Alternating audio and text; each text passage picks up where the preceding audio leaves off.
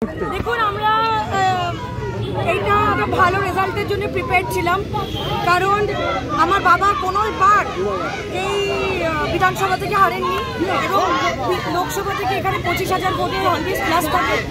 এবং আমরা 2.5 বছর 3 বছর বাবা নেই, 16ই জুলাই থেকে আমরা 3 বছর কাজ করেছি এবং কাজের প্রতিফলন মমতা বন্দ্যোপাধ্যায়ের যে নীতি এবং ওনার যে স্ট্র্যাটেজিক যে প্রতিফলন, তার রেজাল্ট এটা এত ভালো। এবং আমি মনে করি যে আমি খুবই খুশি যে মা এত বেশি মার্জিনে, মানে আপনি বলছেন যে একদম এত বেশি বহুমতে জিতছে। এবং আমি মনে করছি যে এটা মানিকতলার one of the highest lead হবে। বরতলায় যখন আমার বাবা ছিলেন ওখানে 2-3টে মুসলিম ওয়ার্ড ছিল, তো 60-70,000 ভোটে যখন সিপিএম আমলে লড়তেন তখন 60,000, 67,000, 63,000 ভোটে জিততেন। মানিকতলার এই রেজাল্টটা অস্বাভাবিক ভালো এবং আমি মনে করি যে আমাদের এই ফলটা ধরে রাখতে হবে, আরও বেশি করে কাজ করতে হবে।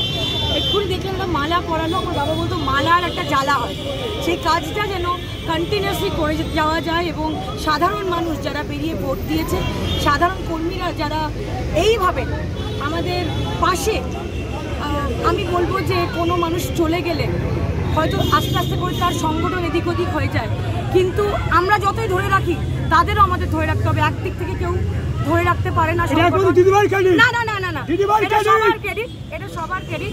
আমরা চেষ্টা করেছি যে সবাইকে একত্রিত করে এই 3 বছর ফ্যামিলির মতো করে রাখা। আমরা জানতাম যেটা বিশাল ভালো রেজাল্ট হবে, কিন্তু একটা অস্বাভাবিক ভালো রেজাল্ট হয়েছে। এবং নেতারা আগে যখন মানিকতলা বিধানসভার আমরা যখন অভিষেক বন্দ্যোপাধ্যায়ের ওই নবজোয়ারের উদযাপন করছিলাম, সেখানে অনেক নেতারা এসে বলেছিলেন যে এখানে যদি যেদিনকে উপনির্বাচন হবে 60-70 ভোটে যেতে হবে। আমি মনে করি যে এই মার্জিনটা থাক এবং এই মার্জিনটা 2026 অবধি ধরে রাখতে হবে, আরও ভালো করে কাজ করে মানুষের পাশে থেকে মানুষের সব রকম সেবা করে মানুষের মাটিতে মিশে কাজ করতে হবে। আপনার জয়ের আনন্দ সমর্থকদের ভেতরে কান্না কিসের? আমার সমর্থকদের কোনো কান্না না, আপনার ভেতরে মানে প্রয়াত